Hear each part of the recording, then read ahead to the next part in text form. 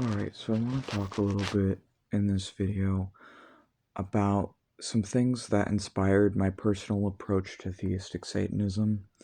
So for me specifically, some things that I have found have very heavily influenced my personal belief system. Probably the first thing would be when I was first getting into magic, I became very fascinated with the Jungian idea of the shadow, with the idea of shadow work, with the concept of the shadow. I watched many different videos, some of which had Carl Jung talking about it, like old recordings from that time. And I really, really fell in love with the idea of both the shadow and the golden shadow, and especially hearing how it was applied um, to Carl Jung's time of World War II as an explanation for what was going on back then. And I found that at the time, since I was approaching magic from a psychological lens for it, and spirits through a psychological lens at that time, that it was extremely, extremely useful to me to hear about that. And then I would say that I was also earlier on inspired by some Judeo-Christian and also Islamic ideas on demons, on demonology, on also jinn as well, Satans, and reading different things on those, and in learning about the different mythology and where it comes from, and where the idea of Satan and Satan's comes from, and these different things, listening to people talking about it online.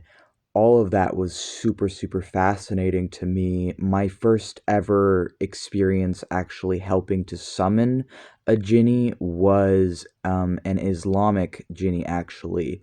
And that was the first time I'd ever actually summoned something, and I did so with the aid of my sister at the time, and we prepared it food. We made dinner, or she tried to make saffron rice and some grilled chicken and some jasmine tea.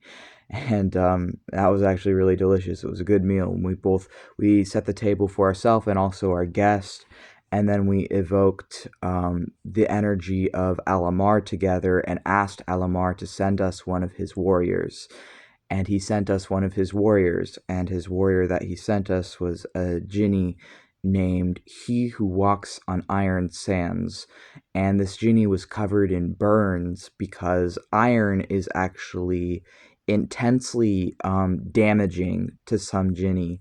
And this jinn, it lived on the spiritual plane of Mars, which was not damaging to him, but he had to temporarily materialize onto the physical plane of Mars for part of a war strategy in a battle that these jinn were having with these other jinn.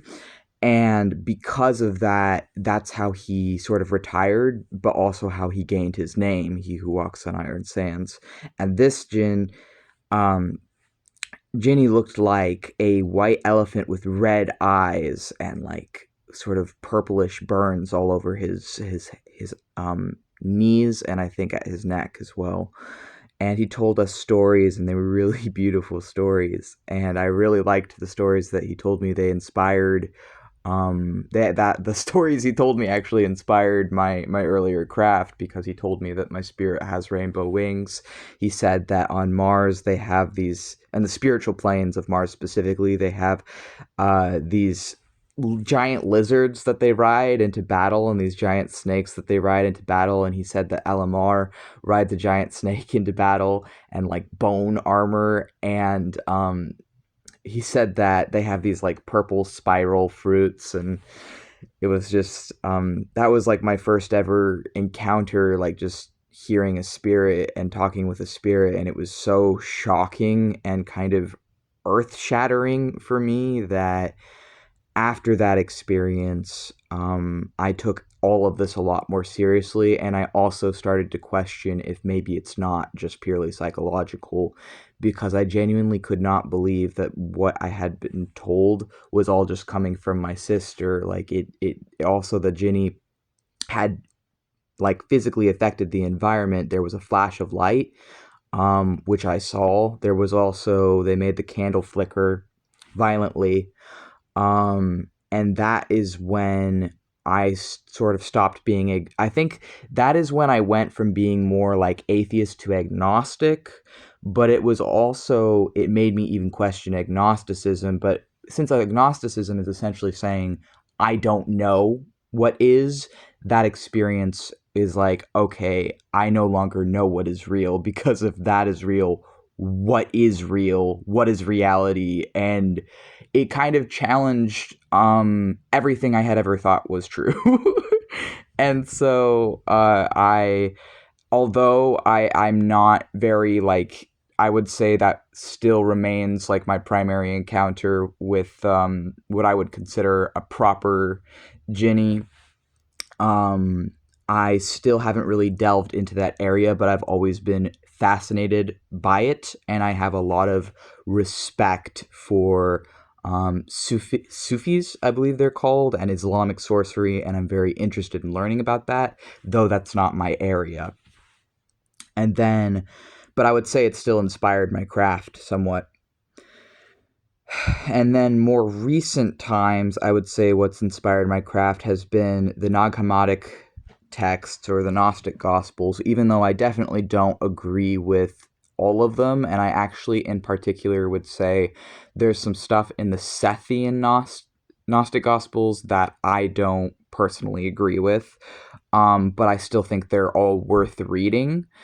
And I don't think I agree with some of the Sethian interpretations.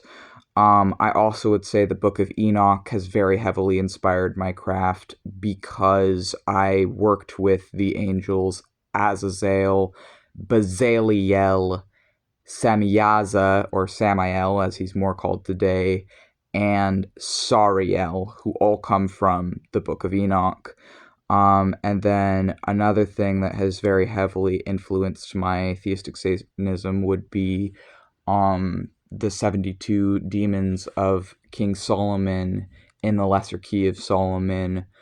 Um, and I would say that that approach I found to be way better than what I had been doing prior to that, where I had been using the Enochian angels in my demonology to sort of learn about demons and meet these different people and empower myself through them.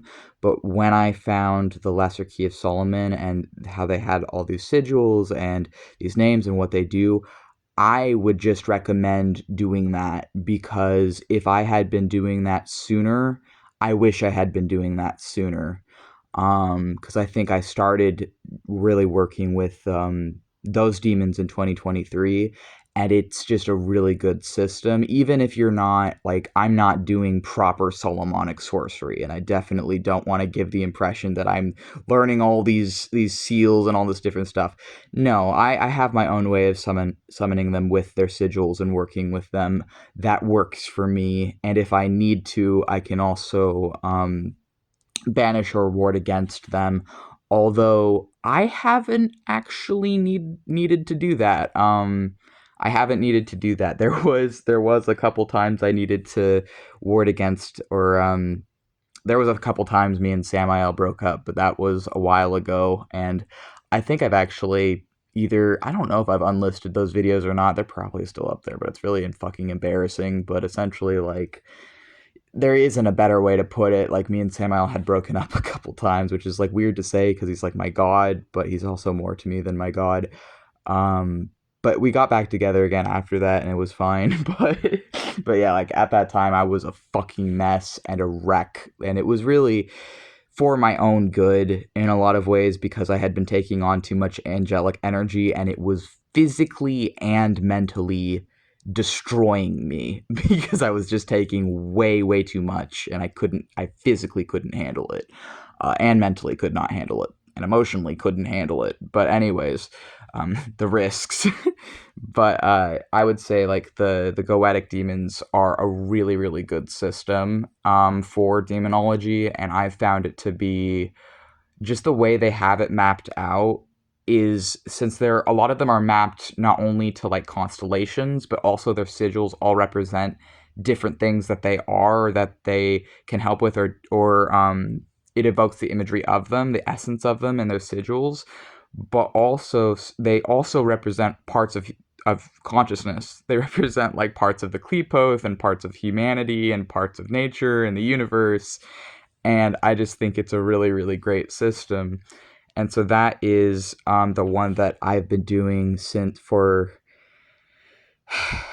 gosh, if I said 2023 is when I probably got into that stuff, and now it's 2025. Oh my gosh. Yeah, so I've been doing that maybe a couple years. And I've only been I have like a fucked up perception of time, so please keep in mind sometimes I directly contradict myself when I say like how long I've been doing this. Part of that is because I have dissociative identity disorder, DID, and I just can't keep track of time. Part of that is because I just, yeah, I actually do think it's because of my DID that I might be contradicting myself when I bring up like how long I've been doing things. So I'm sorry if I do that. It's genuinely, I'm not trying to. I just like, my brain doesn't do time well. I'm trying to think. I did my wizard's initiation ceremony on New Year's of 2023. I summoned my first spirit at 2021 when I was 21. I was getting into witchcraft kind of generally in 2020, towards the end of 2020 when I was 20. So I've been doing witchcraft for like 4 years, but I've only really been using any labels for the last 2 years, I think, because 2023. So yeah. Um, yeah, so now I use a fuck ton of labels because I try and learn about as much as I possibly can. But at first, the only labels that I chose was Chaos Sorcerer and Shadow Sorcerer and Theistic Satanist. But now it's just sort of like I don't even think it really fucking matters with the labels. But I think that I've probably branched out a bit, and I still use different labels, and I use them pretty interchangeably for myself because I do some of all of it. But yeah, so I wanted to talk about my approach to this stuff and have that out there in case this is helpful to anyone else.